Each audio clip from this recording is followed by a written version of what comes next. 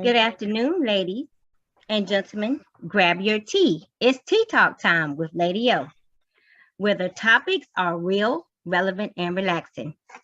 Lady O, Oh, well, thank you, Shelley. And don't you look beautiful as always? thank you. I am so excited today because we have a show that is going to be so beneficial, as they always are. But this one, I'm really, really needing it for myself. You know how you have those shows that you just need for yourself? So I'm telling you right now, I need it for myself. And so let me tell you how this show came to be.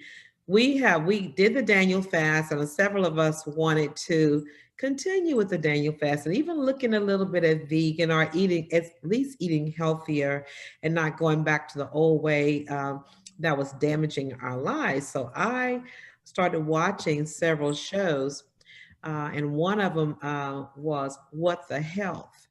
And I was sitting here one night with my grandbaby, and we were watching a movie hanging. And I said, What the? Because I thought it was about to say something else. And I was trying to scoot on from my grandbaby. I said, What the hell? And she said, What is that about? So I turned it on, and it's a long movie, a documentary. And I ended up watching it all the way to the end. And I was really convicted about making sure that my granddaughter got to see it as well. Because at first I said, Well, what do you want to watch? Do you want to watch some cartoon or whatever? And she goes, Whatever you want to watch. So I took that advantage of watching that with my grandbaby. And in the meantime, I thought, this is what we all need to be doing, watching this with our children to break some of those curses. The food that I gave to her father growing up, I didn't know any better. I gave him what my mom gave to me, and even something better, because I was able to give my kids a lots of little treats and snacks and things. All the little things that they show on TV, I was able to give them to my kids, and did not know that I was setting them up for failure in their bodies, that I was putting in fat cells and unhealthy things that would cause them illness, and even cause myself illness. I am a colon cancer survivor, but my mom had colon cancer. And I really think it was related a lot to the food and the way we ate. So anyway, we all decided, the whole team here decided we would watch What the Hell. Well, I convinced them to. I said, y'all need to watch this, because there was a whole bunch of shows. I just kind of given on the binge. I started watching several of them, and becoming educated. So I said, well, the first thing we need to do if we're going to change our lifestyle is to become educated. So I encourage them all to watch that documentary, as I encourage each of you to watch it too. I don't know these people. I just know that what they're saying in this documentary was very good. And I said, the more you talk about it and the more you become educated about it, the more you surround yourself with people who are actually doing this, that can help you along the journey, then the more likely you are to make that change. And that's what I want to do, is to encourage you to make a change to live. Eat to live, not live to eat, which is what a lot of us do a lot of times. We live to party and eat all those big, those meals that have all that grease and gravy and the stuff from the coffee can that's been sitting on there for a year or two. Those kind of, I'm like, how could you do that? But we did that. Some people still do it. Throw it away. Throw it away. Throw away that coffee can, or that coffee pot, whatever it is that you put that grease can in. You know what I'm talking about, right? So listen, so we're going to talk. We're going to hear some from our team that had some questions or some comments about the show, but we also have some special guests. So I want to have my special guests come on and introduce themselves, because I'm so happy to have them, because they are actually doing the vegan meal. They've got recipes, they've got stories, and they can help us. They're real live women that have everyday lives just like we do, and they manage to make it work. So we want to know, how do you make it work? We've seen the documentaries, we've seen on the people, but we want to know real people like us. How does it work? So let me introduce my guests, and then I'm going to really let them introduce themselves and tell you a little bit about what they do. But the first one is Brittney. So Brittney is here, And she's a beautiful, beautiful young lady. This is Women's History Month, and we want to celebrate these ladies because they are trailblazers. So she's going to tell you about what it is she does, and we honor her today and all that she's doing. And then we also have Lashay, and she's going to talk to us about her journey. And she does so many things. So I'll let them both tell what they do. And then we're going to pick their brains and figure out, how do you do it? Help us on our journey to be where you are. So Brittney, why don't you go on first and introduce yourself? Tell us a little bit about yourself and what you do. Sure. Thank you for having me. My name is Brittney Addison. I'm currently in education. I'm a wife and I'm a mother of two little ones, a 6-year-old and a 4-year-old. And I'm also the co-owner of Mo City Vegan, which is something I started shortly after I started my plant-based journey back in 2020 when the pandemic started. At that time, I had been plant-based for already a year and a half. So that's what pushed me into starting the business and wanting to show that vegans eat good too. You don't have to eat, you don't have to give up what you like just to be plant-based. So that's good news right there. Because what you just said is really, so helpful, because people think when you go vegan, you have to start eating stuff like cardboard that has no flavor. You don't even enjoy the meal. You just, okay, just bring it on. Let me just have this stuff so I can, nobody's going to steal something like that. So you're telling us that you got some recipes and some things that we can enjoy eating again. Yes.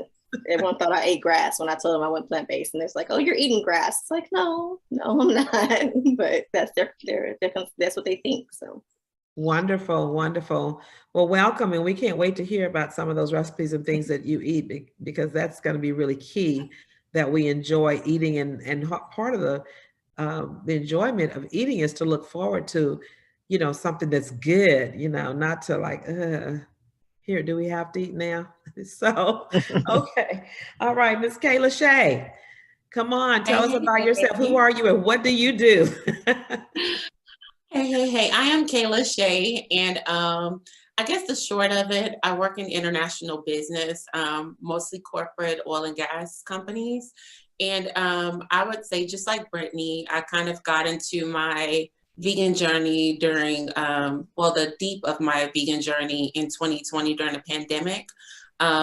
Just like you, Brittney, I wear a couple of hats at home. So I can also kind of give you guys insights about transitioning and working with, even the little ones. But yeah, when it comes to being a vegan, you don't have to eat grass. There are so many substitutes and many flavors. So I'm glad to be here, and thank you guys. Well, wonderful. Well, one of the things I know I'm going to want to ask you about, so, getting yourself, like putting that mask on yourself first, that oxygen mask on yourself first, and then putting it on your little one. How do you get your babies to eat healthy food when you got, I want a Happy Meal, I want a kids meal, I want a cheeseburger, those kind of things. And, then for mothers, quick and easy. So why don't we start off with that? Let's just go, because we got a lot of questions. And if you have other questions and you're calling in, or you're in the chat room, if you go ahead and put those on there, we'll get to answer some of your questions as well as we go along. But how do you get, and I know I'm jumping for me, but I did this because when I had my grandbabies over, my daughter-in-law came and looked at my refrigerator. She said, what are my babies going to eat? And I'm like, I will find something for them to eat. She says, I know you're on this vegan thing. Now remember, my kids don't like cardboard. So I did have a hard time getting them to eat something. So how do you get your babies? I noticed a couple of you said you had children. Are the children for me, or is that not nutritionally a good thing? No, it's amazing for a child to start on a vegan diet. For me, it was fairly easy. I started with smoothies. One thing about children, they love to help you in the kitchen. So my daughter's only 3, and I taught her fruits, her vegetables, and when I allow her to help me to place things inside of her own smoothie, and we blend it up, and she feels like she's cooked already, she began to like intake all those healthy flavors and understand nature. And just last night, she kind of gave me a run for my money by asking for waffles and macaroni and cheese for dinner. Wow. And I actually made macaroni and cheese and waffles for dinner, but I fried it in some panko crumbs, and I made vegan mac and cheese with lots of flavor in it. And I also made some banana-based vegan waffles. And you don't miss a beat because there are always substitutes. So it's pretty easy when you take time. You made macaroni and cheese and she ate it? Yeah. Yes, it's vegan macaroni and cheese. And because she wanted it with waffles, I let it cool so it can gel down. And I rolled them in panko crumbs and deep fried them. You're saying panko crumbs? Yeah, they're a Japanese style breadcrumb. Yeah. Yeah. Okay. I use those. Yes. Part of what we're going to have to learn how to do is re-educate ourselves on food. We're used to going to the grocery store with a list of groceries that we typically have eaten our whole lives. So when you tell me to go to the store and get panko crumbs, I don't know what in the world you're talking about. I don't know how to use it. So, wow. So let's see, Brittney, what about your kids? Do your kids eat vegan food or what? My kids are in between. So my son is extremely picky. I can see, just like Lashay said, the smoothie. He wants smoothies all the time, and I'm able to put the nutrients that he needs in those smoothies. Mm-hmm. If I let him eat apples all day, he will eat apples and bananas all day. Those are the types of things he likes to eat. But because he has such a select few, I try to introduce small things to him. Mm-hmm. And sometimes he's like, oh yes, I like it. Even vegan burgers. I started giving him vegan burgers because he wanted a burger. Sure. So I made a vegan burger for him and he loved it. My daughter is a little easier. Everything I eat, she wants to try. Okay. No matter what it is I'm making, she wants to try it because she's in the kitchen. She wants to help me make it. She says she cooked it and it's a lot easier for her. She still wants maybe like a chicken nugget, but they also have supplements for that. For that too, yeah. They do. And they don't know the difference. Right. Now the chicken, I did taste the chicken substitute meat. Mm-hmm. It was good. Now some of the burgers and the meatballs I'm having a little problem with, but that chicken was really good that I tried. So now let's go back to where we probably should have started from the very beginning. How did you get started on this? And I know you did a little bit. You said did you just because it was COVID, you were inside and you just decided to try something new? Was it a health reason? How have things changed for you? Was it just to lose weight or health, or why are you a vegan? For me, there was a news report that wasn't published, and because of the people I know, I kind of got insight to some things that was going on at a meat warehouse. Mm-hmm. And the entire warehouse was infected with COVID, including the workers. And a lot of that product was pushed out far long before the recall. And for me, knowing that some of these items was coming to Texas and you couldn't pinpoint where things was going, the government was not being honest about the coronavirus at the time. This was around February, March, before it started being widespread known. And something just told me to, let's pause on all meat products because something's going on there. And I didn't look back after I did that. I felt better. I had so much more energy. Groceries became a little bit cheaper because I wasn't using all the processed meats and things that they have in the vegan community. And I also was able to get my daughter into it.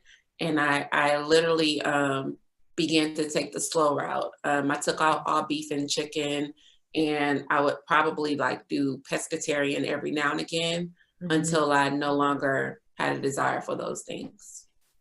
Okay, this is good because this is where I got hooked, and I made all the other ladies watch it. What was the name of your documentary or movie, or was it on the news or something? No, this was unpublished. So a colleague of mine sent it to me. Okay. So it wasn't made public knowledge. Okay, okay, very good. And so this is where I started too with this what the health.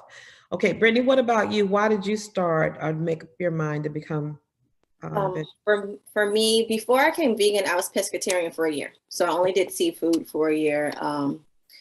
And I just realized I didn't like the taste of it anymore. And I decided to just start with the vegan diet. And back in 2019, it was right before Thanksgiving.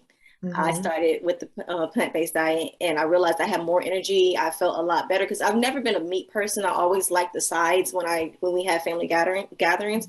So that's why I went pescatarian, but I just went straight to veganism when I realized that I didn't like the texture. I didn't like the taste of it anymore. It just didn't feel right. And then also what pushed me, I didn't watch What the Health, but I watched Game Changers, which is also a documentary, because I was heavy. Yes, Game Changers. And I like that one was more so of athletes being plant-based, because I'm very into the gym. I'm into weightlifting. I'm doing all of that. And I wanted to see how I was going to be able to maintain my protein and how these other athletes were able to do what they were doing successfully on a plant-based diet. And after watching Game Changers, I made the decision. It's like, okay, I can do this. I'm already halfway there, so I might as well just go full in. Go full force. Go full force. And when I was transitioning, of course, it was a little difficult, especially trying to get my husband to eat it as well. So I did go do the plant-based meats that they have, because it was easier for him to get into it. With me, I can do a strictly lentils, beans, and all of that, grains and everything. I can do that, but getting him into it, I started introducing the plant-based meats, and that's how. Yeah, kind of get him transitioned in there, because some people, well, you've had meat for so long, you just feel like you can't sit down to a meal without meat. I think Daniel fast really helps us, because you learn to go without the meat and without the breads for that, 28 days. And then eventually you realize I can't eat and have a good meal without that. And I think it just becomes a part of the habit. So, okay. So you mentioned a couple of good documentaries. I really want to make sure that we have some of those listed for our people who are watching. And I know the other one that I watched 3 of them, and I didn't bring my notebook with me, but one of them was a Fork Over Spoon. Somebody Google that for me and find out if that's the right word. It has to do with eating utensils. I think it's Fork Over Spoon. I think it's what it's called. But somebody look that up for me, because I got to get it right. But the other one that I really liked was, and I didn't write it was called the Sugar Daddy or the Sugar Man. And Sugar Man? It's a sugar baby. Oh, I don't know. Fork over knives. Yeah. Forks over knives. Fork over knives. Thank you. Fork over knives. And somebody look up the one with the sugar in it. I tell you, this has been a day and a half, so I didn't get a chance to really get all of that information in my planner written down here. I thought I had it. But this one, let me tell you what, and I'll have to get that in here to you because it's very important. This one is about a guy who went on a diet, and on his diet, he only ate things that were low in sugar. There were, when you read in the grocery store, to say low fat, low sugar, low calorie, all of those kind of things. But then he showed us how they've hidden the sugars. This goes back to what, Lashay said, that there are things that are hidden from you. And why do they hide this stuff from you? Except for they feel like if they don't hide it, you won't be tricked into eating it. So long story short, this particular guy went on a diet for, I think it was 3 weeks. And he ate this diet that had all of the low calorie things on it. And when he did that, he showed you how to count the sugar, the teaspoons of sugar. Like for instance, does anybody know how many teaspoons of sugar are in a low calorie drink, like a Diet Coke? Anybody know how many tablespoons are in a thing of what do you call it? It's like low calorie cereal. that they have that they're saying it's low calorie, but it's really not. They're Well, hidden sugar, yeah, in there. there's a lot of sugar in cereal. Yeah, and a Yeah. lot of, and I didn't even know that. And so when we were on the vegan diet, we went and bought this box of cereal that was supposedly low calorie and grains and nuts and things like that, and found out it had a lot of sugar in it. So at the end of the day, he showed us how by eating low calorie things, the yogurt, low calorie yogurt, and all those kind of things, that there's hidden sugars in there, and you wonder why you cannot lose weight. And the reason why you cannot lose weight is because there's hidden sugars and hidden fats. I thought that olive oil was low in fat, and it's the number one fat. And they said that I'm eating because I'm doing the bread. I'm thinking olive oil is good for you. Well, it's fat, and fat is fat. So let's go back to our guests, or you can, guys, you can jump in here. Anything that you Yeah. learned by watching the movie that we talked about. One thing I did want to say, Lady O, the one thing that we can't get caught up in is looking at the marketing, the front of a package, because Right. that's where they're selling to you. You have to look at the ingredients, and you also have to look at the nutrition label. It tells you how much sugar is in there. Like Mhm. say you're eating like Gatorade, for instance. I Right. forget how much sugar is in Gatorade. I believe it's like maybe 26 grams of sugar. And I think that translates to between 10 to 14 teaspoons. I'm not sure. I don't remember exactly. But you have to look at the back. You have to look at the nutrition Ingredients. Yeah. and the ingredients. And you have to learn how to read it.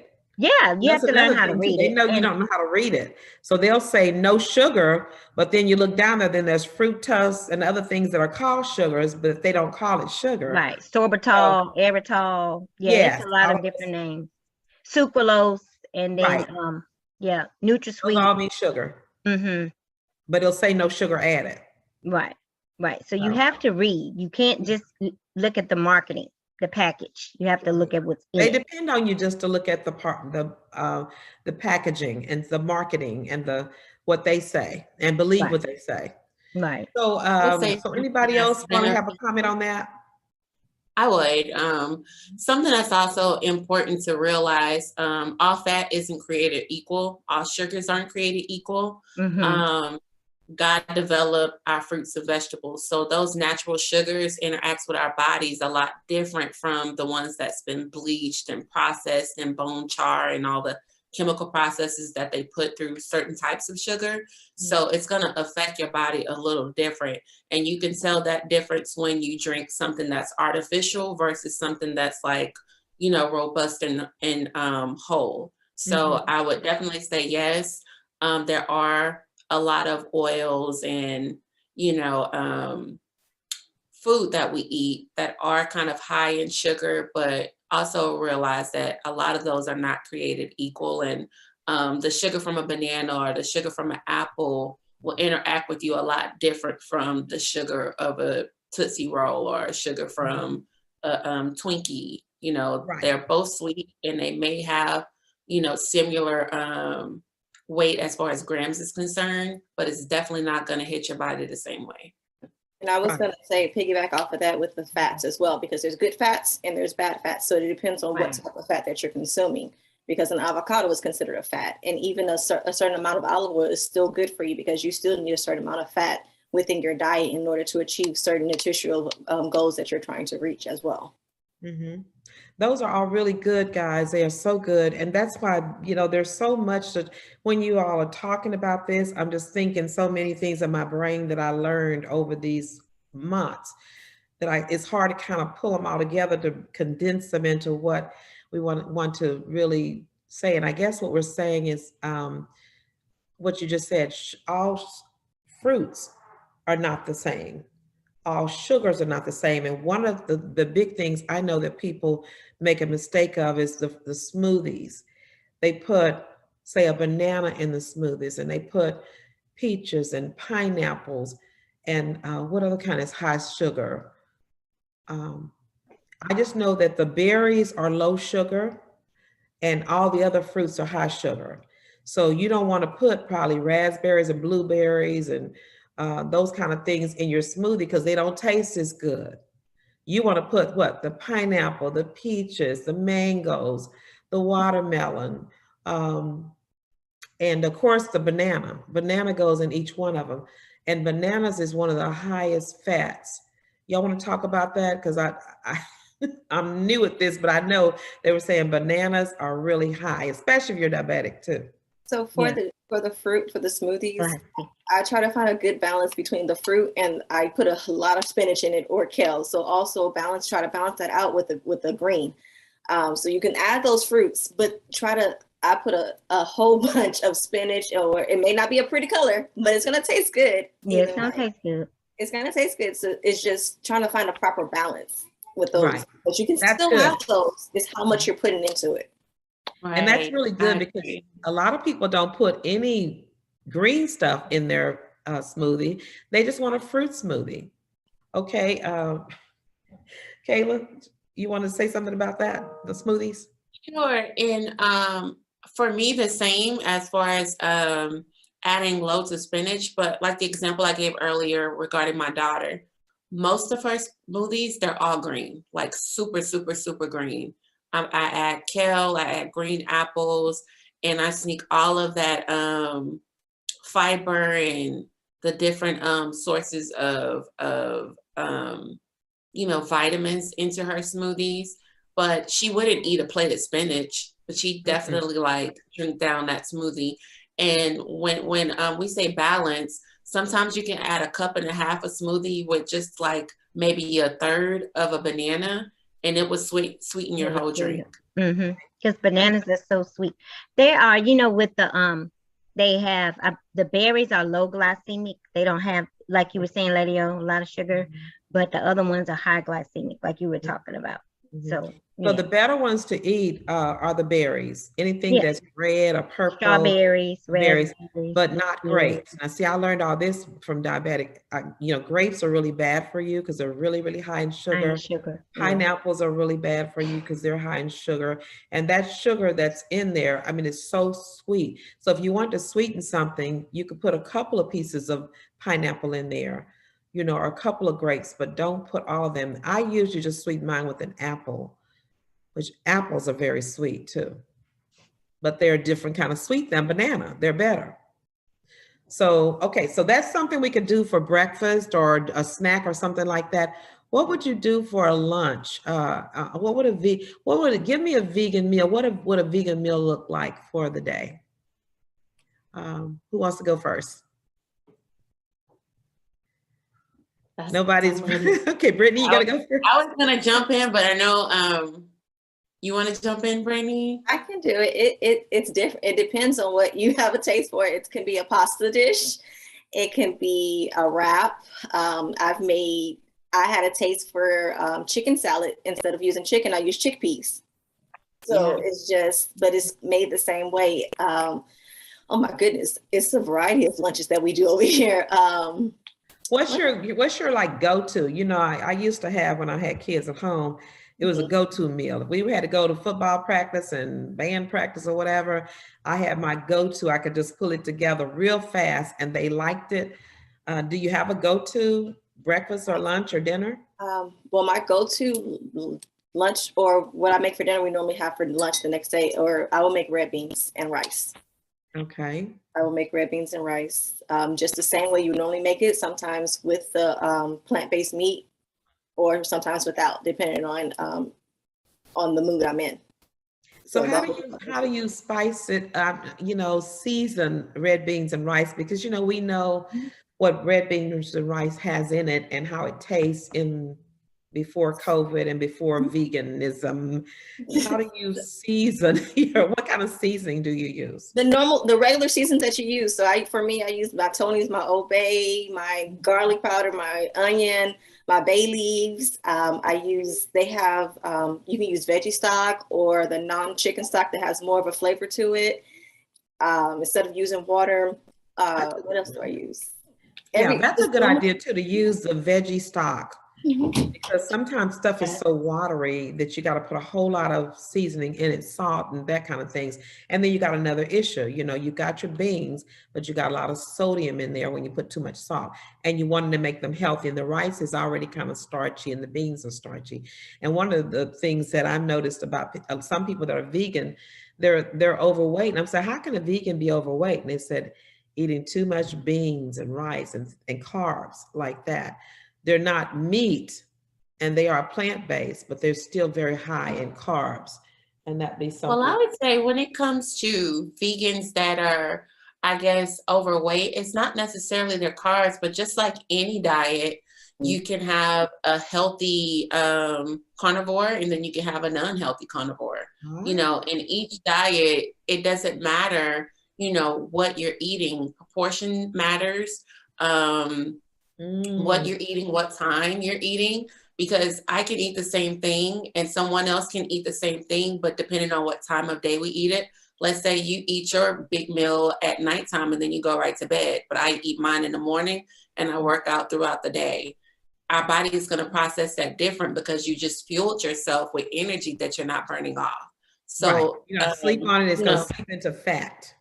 Right. One person can eat a boatload of carbs and their body reacts totally different. So I think it's not necessarily the fact that they're vegan that, you know, automatically you're going to lose pounds. I think you still have to be mindful of your intake. That's good. That's good. So you're saying portions, first of all, we got to get rid of these big plates and get a little plate like a saucer would be enough. You'd be surprised at how much you don't have to eat. Let me tell you something that Bishop has started doing, and he didn't even know he was doing it. He did it last night and today. But we would order something from the restaurant, and he said, I can only eat half of this. Now, this is a man talking, you know, not talking about a big plate of food that we would eat for Thanksgiving, but it's a plate of food from a restaurant, which is really not that much, you know, and so he's taking half of it and putting it aside for lunch the next day. And so eating a half a portion, I would say that would be one of the first things that you could do, especially if you're vegan, or if you're wanting to lose weight, and if you're wanting to get healthy, is eat half of what you typically eat for breakfast, half of what you eat for dinner for sure, because it sits there and you realize, I didn't really even need all of that. And that's what he said to me today. He said, you know what? He said, I'm liking the way we're eating now. He said, and we really don't need that much. We don't need a whole, like at Lubitsch, you get that piece of fish. Half of that is enough. And a man would be like, I need 2 pieces. No, you don't. Half a piece is enough. And so that's something, the portion is going to be controlled, whether you go vegan or whatever you're going, portion, and the time of the day. Do you all have a certain time of the day that you cut off your eating? I don't have a certain time of day that I cut off my eating, but I'll give you an example, Lady O, because what you just stated was like, you know, cutting your portion size. I also think it's important to understand what it is you're eating. For instance, I'll give you an example because I know Brittney gave the example about what she eats for lunch. Today, I ate a bowl of sweet kale salad, but my salad was about this big. Wow. But in the salad, there's nothing but veggies, and the sweetest thing in there was probably like dried cranberries. I had some pumpkin seeds, but all of that with like a poppy seed vinaigrette that I made. Yeah. I burnt that off just by sitting at my desk. Within like 2 hours, you're hungry again. But you know, I wouldn't have to cut that in half because of what it was I was eating. That's but let's say I decide to go and get an Impossible burger, which is, you know, a vegan style patty. And I put all the fixings. I put my vegan cheese, my vegan bacon, my vegan mayo. I mean, there's substitutes for everything. And then I pack on some deep fried onion rings. I'm not gonna need to eat that whole thing. Oh my goodness, no. Yeah. You're making me really kind of heavy just listening to you talking about that. Right. Wow. Yeah, so I get it. You're absolutely right. And so the salads that you get, that green stuff gets right into your cells. And this is another thing too, that when I had colon cancer, I went and researched a lot about how to heal myself. And one of the things that I remember was learning that the thing that happens with people when they get cancer is that their cells get unhealthy. And so you need to get some help to heal your cells. How do you get that health? You have to get it from other cells. So plants have cells in them that can really feed and get inside the cells to make them healthy. The mitochondria, I don't even know all the words now. I used to know all the different terms, but y'all know what I'm talking about? So when you eat a bowl of greens like that, that's going into your cellular system to make it healthy. And so your body's just soaking it up and loving it. But when you eat grease and gravy and carbs and fried and that kind, your body can't process that. So what does it do? It makes fat cells and it just sits there. And I've forgotten how long it takes to process it, but it takes a long time to process it. And so it just stores it up as fat. And one more thing, comments about that. Lady O, I also wanted to make sure, since you said we're going to do it like we're talking lady to the ladies. I don't want people to think they're only able to eat a big bowl of salad. We still make things like collard greens, mustard greens, and we season it a little bit different, but those are also things that you can use to help build your cells. So I just wanted to make sure I say that. I'm glad you said that, because you're right. Because sometimes when I'm thinking about eating, I told my husband, do not bring me a salad home. Like, can I just don't bring a salad, okay? I don't want to eat a salad. Some days you're not in the mood for a salad. Exactly. And then sometimes, let me tell you what I do sometimes too. I will, and I do this all the time, and I like it. I like to eat raw celery for breakfast. Raw celery. Yes, celery is so healthy. You can juice it and you can put it in a smoothie. It's good in a smoothie. But the thing that got me with the juicing was all of that fiber was going off, and I was throwing it in the trash can. Yeah. I was thinking I need fiber too, so why not eat the whole thing and I get the juice and the fiber? Yeah, but also, go ahead. Go ahead. No, I was just gonna say, one day I was thinking, what's the difference between juicing and blending, making a smoothie? And like you said, when you juice, all the fiber is taken out, but then you get all the minerals and the nutrients. It gets into your system quicker with the juicing. Yeah, that's true. So you can do both. I think you can balance both of them out. I think what you said is absolutely right. And when I was juicing, when I had the cancer, they had told me juice carrot juice, and you have to drink it right away. And because you wanted to get in your cells right away. So if you have some kind of a thing that you're dealing with, like cancer, I would say yes, juice it. I used to juice the wheatgrass too and get that in your system right away, because it feeds your cells, goes right in there. You can feel it in your body. But I also learned too, for losing weight, you want to have your body to work. And so to burn off some calories, you need to have that fiber going inside. When it goes into your cells, it goes straight in there, but it does not do anything that's natural, what your body is naturally made to chew up stuff, and for your insides to break it down and put it certain ways in certain times. And you can lose weight like that by eating the fiber. And then a lot of people take fiber all in. With me having a colon cancer, I need the fiber, and the fiber is like a washing rag inside your body. It washes your insides out. So if you're just doing the juice, you're still not getting the cleansing out. So both of them are good. I don't know, Brittney, or y'all have any, Kayla, y'all have anything to say about that? I haven't gotten to juicing. That's my next step, is to create juices because I know a lot of juices are great for immunity and all kinds of things. So that's my next step, is to start juicing. I haven't done it in a while, so I'm gonna start back juicing, just so I can get those nutrients in my body and in my family's bodies, just to help make sure we're healthy. Okay, so say we're ready to start. What kind of things do you need to start to become a vegan? Is there a quick grocery list? Are there certain things that you must have that you could say, you could give us some heads up on, okay, you want to be vegan, this is how you what you need to buy, what you need to have, those kind of things? It all depends on what you like. what you already like. I'm a big pasta person, so of course I have to have pasta, I have to have rice or potatoes, some type of potatoes, and also I have to have kale in the house. I have to have some leafy vegetable in the house at all times. But it just is your pasta wheat pasta, or does it matter? Either way, you have to read the package. Sometimes I use the chickpea pasta. Sometimes I just use the regular pasta that I read and make sure there's no anything that's not plant-based. Like MSG or what? I've forgotten what else was in the pasta, but the chickpea pasta, I don't think I've tasted. Do you like it, Brittney? The chickpea? I do. Is it Banza in the orange box? Mm-hmm. I tried it, but I didn't. The flavor, I think it would have to grow on me.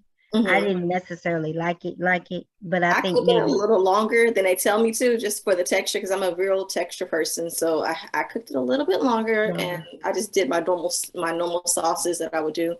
And okay, what about the vegetable pasta? I haven't tried that one yet. I've had vegetable pasta. It's okay. I love it. It's not bad. In regards to someone starting a vegan diet, to me, the best way to do so is to look at what you already eat.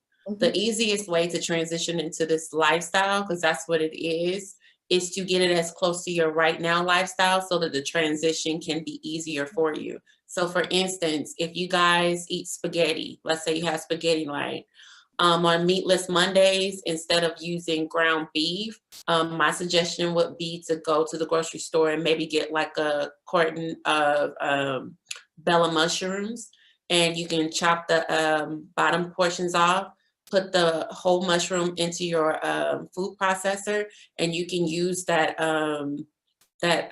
chopped mushroom just like you would ground beef. Season it just like you do your ground beef, and make sure it gets a little texture on it. And even if you wanted to use vegan meat, vegan ground beef, to add that versus what you normally add in your spaghetti, which is the beef, that's an easy transition to have a meatless Monday, you know? Okay, let's get a little recipe here, because that's what my grandbaby loves when she comes over here. So if I want to do these mushrooms, I'm going to chop them up in a blender, and then what about the sauce? What else do I put in this meatless, this mushroom with the spaghetti? So for me, I like to use this steak seasoning called Tex Joy. Sometimes when I'm using my mushrooms for a beef substitute, or you can use your favorite Creole seasoning, or you can go to the basics where you, one of the things I definitely use when I do spaghetti, I definitely put turmeric in there. I put turmeric. Turmeric. Okay, like a teaspoon of turmeric or something like that. Yeah, like it gives it a little spice. And I also add a can of Rotel into my tomato sauce. Rotel. Yeah, because that will give your pasta a little twang. I also build my meat sauce first and make it a little thick so that those flavors can develop. One of the things that vegans tend to use is something called now it's losing me, but it's not Worcestershire sauce, but it's amino. Coconut aminos. Yeah, aminos. Yeah, liquid aminos. Yeah. I'll add like a little bit of liquid aminos into my mushroom, and then I also like to use onion salt, garlic powder, salt and pepper. And if you let that kind of like cook together until it gels, where it doesn't give you that, if you do use canned, I don't use canned goods, I use jar tomatoes. And if you let that, you know, that package type flavor cook out, you won't be disappointed. Wow. Whether you use mushrooms or if you use, you know, Beyond like Beef crumbles. or yeah. I don't use crumbles. I'm not a fan of those. I do either Impossible meat or I use Beyond Meat. Yeah. And for me, I'm not a big mushroom person. I've never liked mushrooms, and that was my challenge. I don't like mushrooms, and I'm allergic to coconut, so it was a little bit more challenging for me. Okay. So when I do my spaghetti, I use Impossible because Beyond uses too much coconut in it, and I have a allergic reaction to it. So you have to be mindful of those things as well. Yes, know what's in your food. Yes. So I'm more towards the Impossible side if I'm going to use a meat substitute, and I put that in my spaghetti, and no one can tell the difference. That Rotel makes a difference, and I don't like tomatoes either. I'm just a weird, but I don't like tomatoes and I don't like mushrooms. But I can use tomato sauce and to dial back for my spaghetti. I don't use as much tomato sauce, but I do use the Rotel because as long as it doesn't taste like tomatoes, I'm fine. So your spaghetti doesn't look like spaghetti? It's more of I call it pasta because normally spaghetti is just really saucy. But I usually make a pasta dish with a red sauce, and then the noodles pretty much soak up the sauce when we mix it, put it all together. Because I'm not a big fan of that saucy tomato. Okay. So good. That's good. So because spaghetti is the one that my grandkids look for, and they want it to look like spaghetti too. Okay. So what about cheese? Because they want cheese on their broccoli. They have vegan cheeses. What's the best? I want to know what kind of cheese do you put on your food? If I'm not making it myself, I would use Violife is my favorite, or Follow Your Heart. Those two are my favorite. Violife, yes, and Follow Your Hearts because they don't have that weird aftertaste to them, in my opinion. I use Phil Rose Child, and I also use. Can you spell that as well? Wait a minute, spell that child. It's child. It's CHAO. You into this? And that's by Phil Rose. I've made vegan nachos, and they're very good. So I used cashews. I soaked the cashews, and then I ground the cashews up, and then added the nutritional yeast. And what else did I put in there? Garlic powder, onion powder. I think I added turmeric. I believe I did, if I'm not mistaken. And it's very good. It was very good. And I did the same thing for Thanksgiving to make vegan macaroni and cheese. We did it the same way. We just didn't use the cheese. We made the vegan cheese. Well, we're gonna talk about macaroni and cheese recipes. I didn't get you said child for the cheese, and what was the other one you said? I also use Violife. Violife. And then you can make your own. Violife. You said V as in boy or V? Victory. Victory. VIALIFE. VIOLIFE. Now, are these in the frozen section or the dairy section, or where do you find this food? Depending on the store you go to, some grocery stores like HEB, they may put it in their deli area.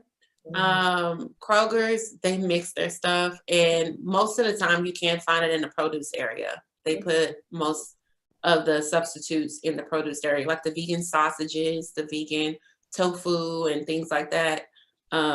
Egg roll wrap. Yeah. I can't find it. And that's why I was like, where do you find this stuff at? Because I'm trying to get a good list of a shopping list. The vegan cheese was good too, says Shelley. Is that the name of it? Vegan cheese? No, I was just saying Tisha was she was remarking, she made a comment. So I was saying vegan cheese was good. Yeah. Okay. All right. Okay, before we go, I want to get the cheese, macaroni and cheese recipe. So we can kind of show how, because everybody loves make macaroni and cheese for Thanksgiving.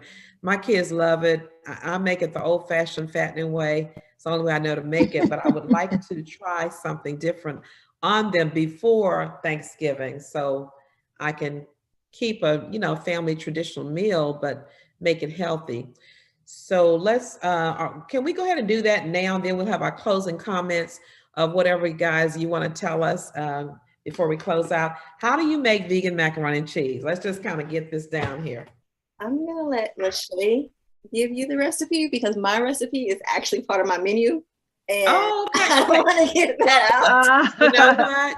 Okay, we got 10 minutes. Let me go to the business part of it. Yeah. Tell me about your business. Thank you for reminding me. I was thinking No with problem. 10 minutes, I wanted to do that at the very end. So we're not going to even have time for your vegan for you to tell us if you would.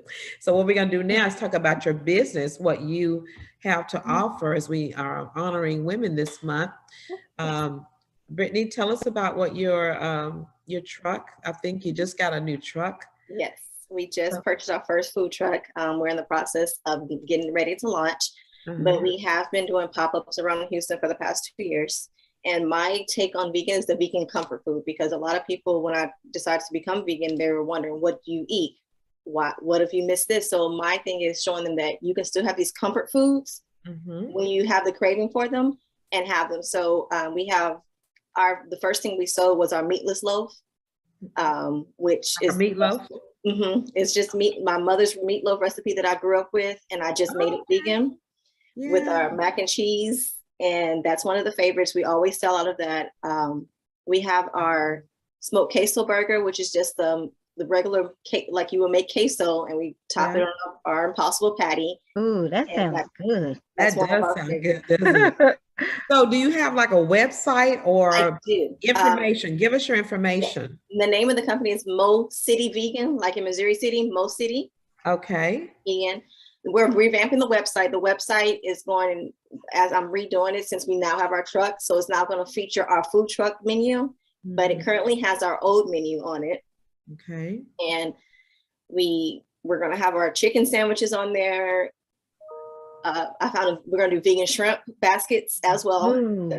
Oh, wow. So your pop-up means you can come to if somebody wanted to have vegan food at their event, you can bring your truck there. Is that what that pop-up means? Well, the pop-up was before we had the truck. So there were different events around Houston where it was Black owned, and they were showcasing what they made or what their skills were, what they were selling, what their merchandise was. And we went to the pop-ups. I would make all the food and I'd take it to the pop-ups, and we would sell at the pop-ups, which was at different locations. Okay. But so now, how can people get in touch with you to have you come to their event? You on Instagram, Mo City Vegan. They can find me there. Just send a message and we'll reply. Also on the website, there's a contact mocityvegan.com. You can do the contact page on there. Perfect. So we put in Mo City Vegan. You're gonna come up, and all the contact information will be there. We want to encourage everybody. I'm sure we all have different events coming up, whether it's church or sororities or just our neighborhood barbecue. It'll be vegan, so we can have truck will travel wherever, huh? Yes. Well, great.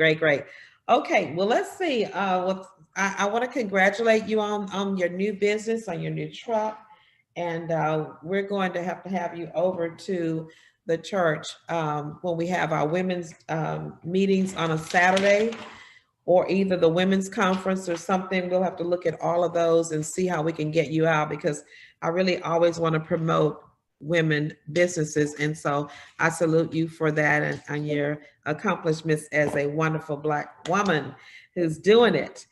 All right.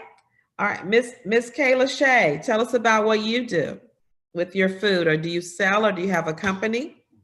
So I'm actually in development phase for not a food truck where I issue out the food, but more so where I'm teaching recipes and building a community, and that's called The Feels. That's THE.PHEELZ,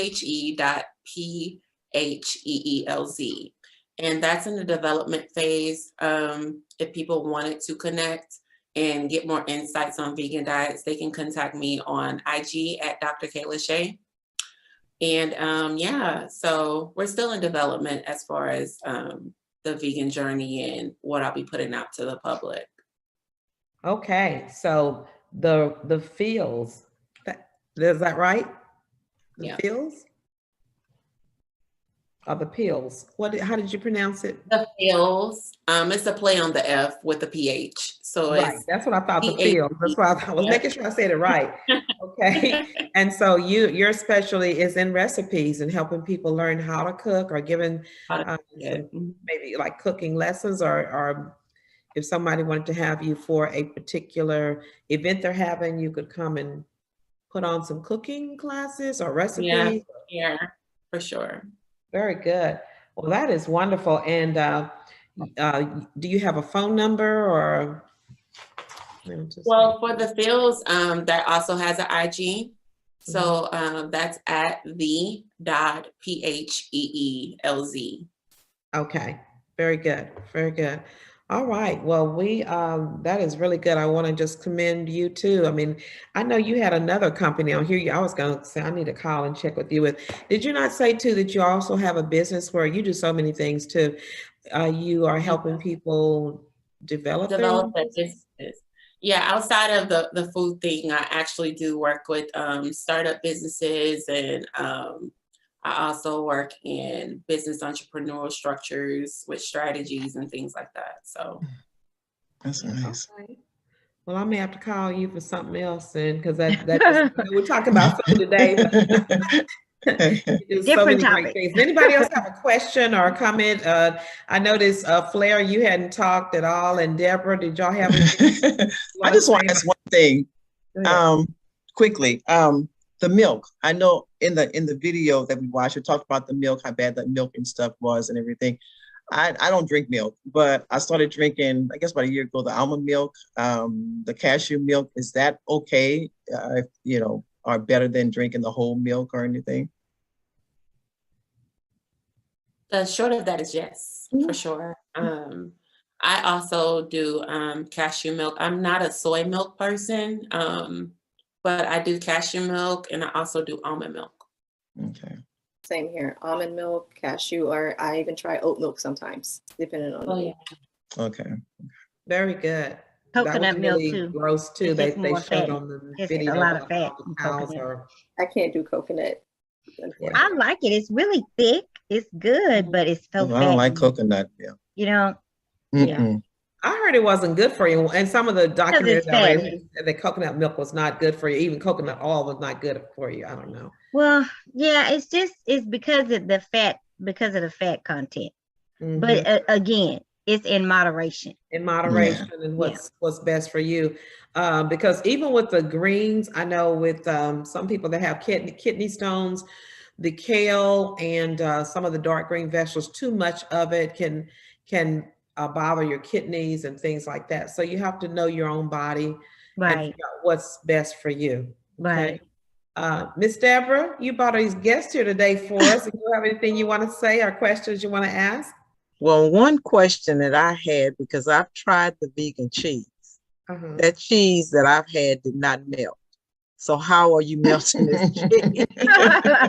For the macaroni and cheese. Miss Deborah. Just keep it real. That cheese will not melt. So depending on your recipe, right?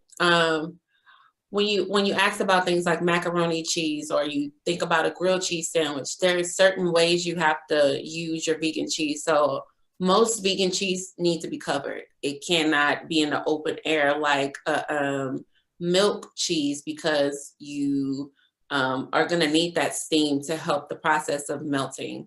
As far as putting things in things like mac and cheese, I tend to mix my mac and cheese. So my mac and cheese may have blended blended butternut squash and potato. And then I'll also add the other cheeses, the vegan cheeses, to it. And once you put that unsweetened almond milk in there and you allow the heat to transfer, it brings out a whole different flavor, including your spices. But as far as like things like a grilled cheese, you have to cover it because it doesn't have the fat of milk. It's a plant-based cheese, so it needs that dome effect for to restore the moisture. Milk. Right. It needs to be very good. Any other question that anybody or comment that anybody else wanted to before I Just thank you all for coming. We appreciate your insight. Yeah, we really do.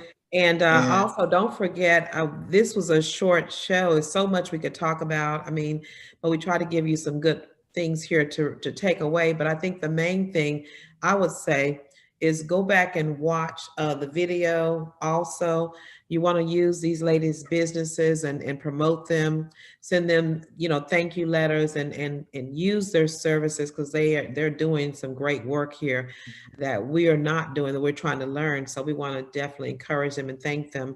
But also go back and watch the video, What the Health. And like I said, I don't have any investment in there. I just know that I am very much invested in helping other women. When I know something, I want to share it. So I feel like I've learned some things that would help me live a better life, live longer, and also to pass on to my children. And I'd like to share that with you. And that's why I share that movie, and there are others too. If you just Google, get off of some of your traditional things that you're watching on TV and Google healthy documentaries, about the truth about me. These things will come, the truth about sugar, those things will come on, and you have to invest in yourself, okay? Mm-hmm.